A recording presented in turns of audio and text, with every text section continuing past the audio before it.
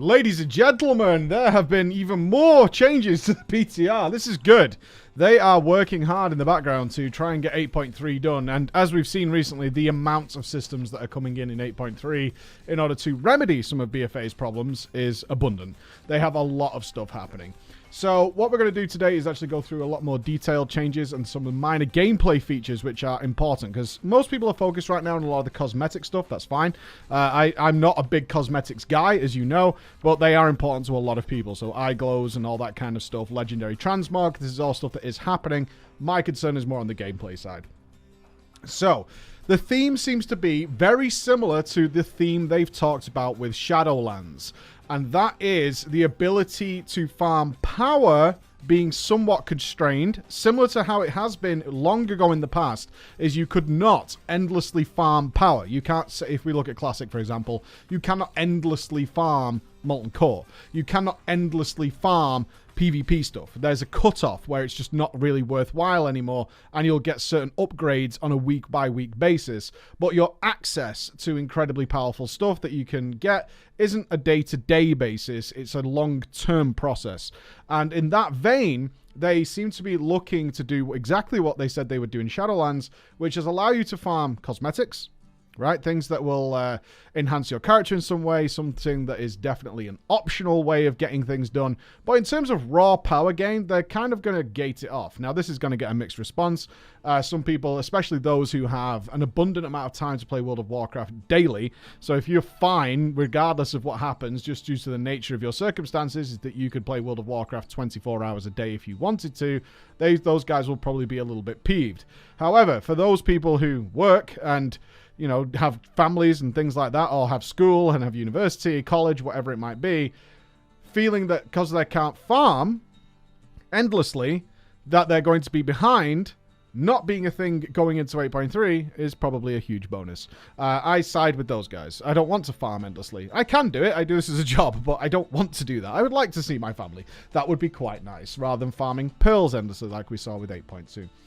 So let's get into the details then. So yesterday we talked about the corrupted gear giving a gem slot. That is gone now. That was there on Saturday and is in fact gone now. What can you do? In fact, significant number of changes have been made to the Chamber of the Heart over the last few days and updates to the PTR, including the seeming removal or probably readjustment of the amount of currencies that we were getting in 8.3. If you looked at our 8.3 videos from, say, 3 weeks ago, maybe less, you'll have noticed one of my comments was the amount of different currencies they were throwing into the game. There was about 7. Right now, there's just about 2. They seem to have really simplified the system down, or they've removed some things in order to bring it back later. Because right now, some things like gear vendors, which were definitely a feature a couple of weeks ago, are now gone. And the currencies to buy those things are now gone as well. So they're likely to come back in some form. I'm sure there will be some sort of catch-up gear system, or whether they're just going to try and throw it into the new incursions.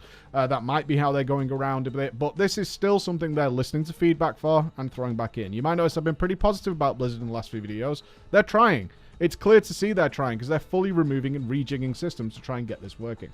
So in terms of the gem slots, from what I can tell, in every iteration of the PTR I've played since 8.3 came up, there is 0 random gem slots or anything like that anymore.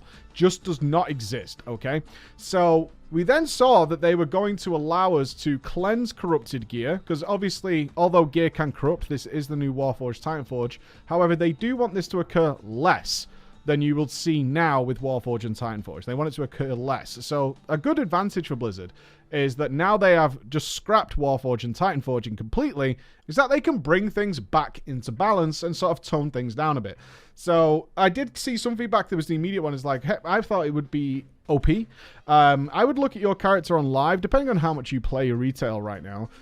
Gem slots are pretty abundant, especially with the way Benthic gear went. So it didn't seem overpowered to me that we would just be basically upgrading item level, as we already have huge amounts of gem slots on our gear. And gem slots are pretty powerful, as we well know. So cleansing corrupted gear no longer gives a gem slot. It just removes the corruption. They're going strictly strictly, or it seems that way for now, it seems that way for now, strictly with the Gouged Eye of N'Zoth, which is an item you can purchase from Rathian. It's going to cost you 25,000 corrupted mementos. Now remember that phrase, corrupted memento, we're going to come back to it in a moment, in order to buy the Gouged Eye of N'Zoth, and this will give an item a guaranteed gem slot. You literally attach it as if it was an enchant or something like that, and it will grant your item a gem slot. Now, what this means is your gear, ultimately, towards the end of BFA's life cycle, will all have gem slots if you're still playing retail. That is something that's going to happen. However, my initial response, and probably the response of a lot of raiders, is, oh my god, do I need to farm 25,000 corrupted mementos the moment this patch goes live, similar to what we had to do with benthic gear? And the answer to that is no, it doesn't look like that's going to be the case at all, actually. On average, you can only really get corrupted mementos from horrific visions, and they've also altered horrific visions. They no longer drop corrupted mementos. Even the minor incursions that you can do out in the world, the minor visions, no longer seem to drop corrupted mementos. They seem to have removed that part of it, or as someone described it to me today, made them giga rare. So you can get some, but it's really rare that they drop there. Again, this might all be adjusted in the future. What it seems to be is that Blizzard really wants you to acquire these things in a limited capacity, as to stop you just turbo nerding getting gem slots and then probably bitching about it at the same time. Which is what happens. Let's be real here. If Blizzard give you the option to just endlessly rake your balls over glass, but you'll get a gem slot out of it, and you can get gem slots on literally everything you have, and then you get a new piece of gear, and you've got to go and regrind it again. Same sort of process. This is going to be more like... Oh, essentially, this is a much more similar process to having Valor upgrades. But instead of it being an item level bump, it's going to be a gem slot bump. Now, it does appear to happen quite rare. Don't expect to be getting these pretty quick. But on the very basic... horrific visions that you do with your level 1 to level 2 cape, you're going to end up getting a couple of hundred mementos, and they've also altered this system. If you watched our last view of the horrific visions, you'll remember they had this coalesced essence currency, and this system doubled every time you did a horrific vision. So your first horrific vision would cost, say, 200 coalesced essence. The next one would be 400, then 800, then 1600, and so on and so forth. Now it's just a flat 1000. They're just limiting how many you can get. They don't want people endlessly raking their balls over glass to keep farming and farming and farming and farming for kind of just their own good. But also to the point that it comes back to it I made at the beginning of the video, the people who can't do that can feel endlessly behind and letting down their raid teams, letting down their PvP teams, simply because they haven't got the time to live out in the invasions and the open world, just endlessly farming bits and pieces in order to do this. Now, that doesn't mean you can't get coalesced essences out from the invasions from the normal mobs and the rare mobs. They're just seemingly very small. Now, I do not believe these loot tables are final, because things like chests are still dropping very little.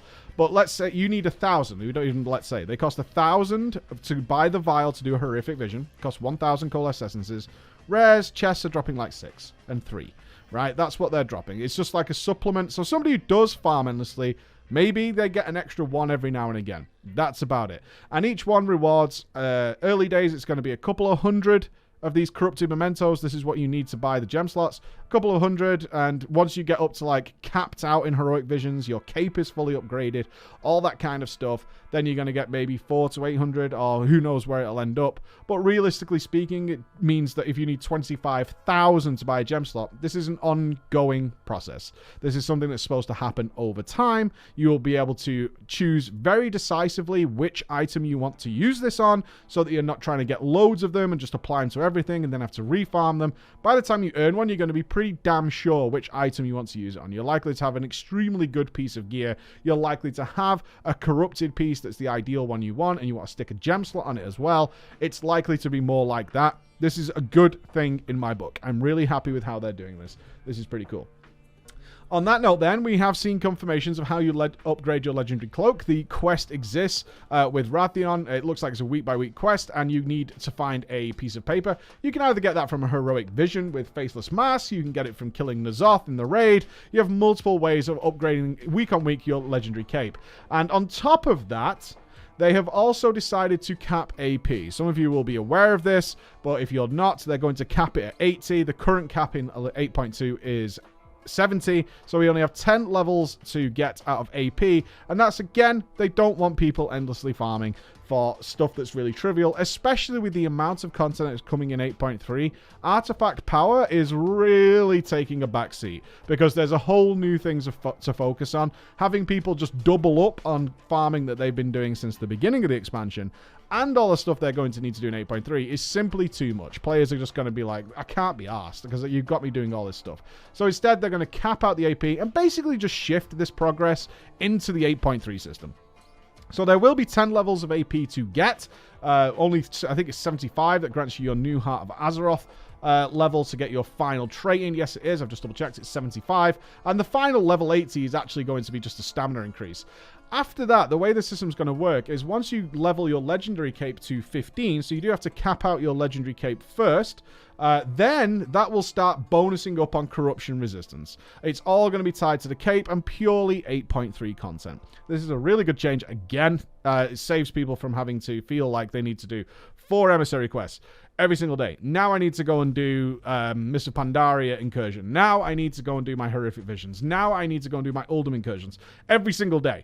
And then I need to farm on top of that, as well as, you know, actually go and do dungeons and raids and things like that, and PvP, whatever it is you actually enjoy. So that's what they're doing. They're basically just wrapping everything up that came before 8.3 and rolling it in some way into the 8.3 systems so that you're fully focused on 8.3. Now I will point out here, because this is something people have brought up regularly, this is not an old story, but it is correct. So far, 8.3 stuff doesn't actually seem to be that grindy. And I've got to be honest, that is the case. It does not seem to be that grindy because you are limited in just how much you can get done. They have got things that you can go for cosmetically, but in terms of like power upgrades, it's not going to be like 8.2 from what I can see, which is like, right, slam your face into Najatat and Mechagon, and if you finish the quest and you finish doing this, then go back and just farm rares endlessly, farm groups, keep going, get pearls, get more,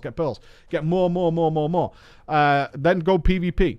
What's coming back and isn't changing that much, although they are making some changes, is the Essence system. The Essence system, if you're a returning player, is going to be the big grind. If you're a returning player, it shouldn't be that bad, though, because you haven't done it yet. But Essences, if you haven't got them already, is certainly something that's going to stick around. There doesn't appear yet to be any changes to that. That's something you need to bear in mind, that the big farm is likely to be Essences, assuming you haven't already got them, which means that if you're a current player and you've already got your Essences, you're fine. You're good. There's some new Essences that come with 8.3 content, so those Essences are naturally going to work themselves out. And you get them relatively early on, as you can just complete the basic quests of 8.3. You'll start to get the new corruption resistance Essences, and then going from there. So if you're somebody who's sitting there with no Essences, then maybe you've got a bit of a grind in front of you. If you're a returning player, then you've got a whole new grind in front of you. But it is a grind that you haven't done yet, so probably not that bad. I will point out once again, for those of you who haven't been, who didn't realize it last time, is that nearly everything in Neolotha is an aberration, which means that if you're a raider, you're going to want that purifying protocol. So that's something you're going to want to bear in mind. It's doing good stuff. And I will also repoint out here, even if they fix it, which they might do. For the N'Zoth fight, if you did not want to be spoiled on that fight, one thing I can tell you without spoiling anything is that the Cyclotronic Trinket was doing an obscene amount of damage due to the nature of that fight. Now, that might get changed in some way, but I'm just pre-warning you now so you don't walk in there and be like, oh, make sure everybody's got a Cyclotronic Trinket. I'm letting you know now, as 8.3 isn't likely to be until late January, early February, around that period of time. So that's a ton of changes that have happened already, guys, just in the past week or so, and even over this weekend. I will keep my eyes open as to what they're doing here, but really glad to see, one, they're taking this stance of not endlessly farmable, so you feel like you're behind if you're not able to play 24 hours a day, and your friends are sat at home going, great, you've got like 50 more pearls than me, what a joy. And looking forward to what 8.3 has to bring. Thank you very much, guys. I'll see you again. Bye-bye.